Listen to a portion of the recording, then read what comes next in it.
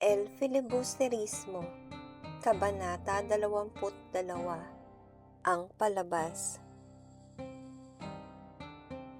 Napuno ng tao ang lugar kung saan idinaraos ang dulaan. Huli na ng 15 minuto nang magsimula ang palabas, na naging dahilan ng di mapigilang pag-iingay ng mga manonood.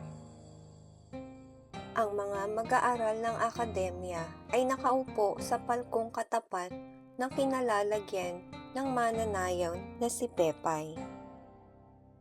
Si Don Custodio naman ay ipinwesto rin malapit dito upang mapasang-ayon ang Ginoo.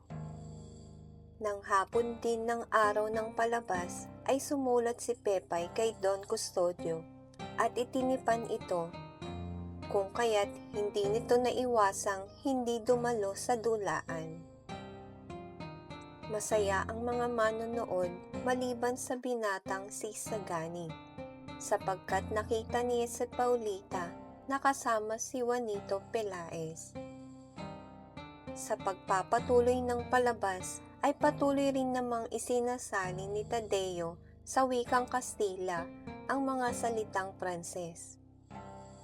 Ganon din si Pelaez sa kasamang si Paulita at tiyahin ng dalaga. Noon din ay sinang-ayunan ng paring si Padre Irene ang kahilingan ng mga estudyante na magtayo ng akademya. Subalit mapapasailalim pa ito sa isang korporasyon kung sakaling hindi gugustuhin ng mga Dominikong pari na makasama sa universidad ang nasabing akademya. Samantalang kasisimula pa lamang ng ikalawang bahagi ng palabas ay nagtayuan at lumabas na ang mga mag-aaral.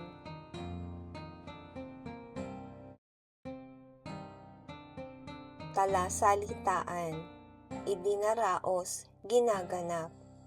Dulaan, palabas, aktingan. Palko, itaas sa bahagi ng teatro o tanghalan.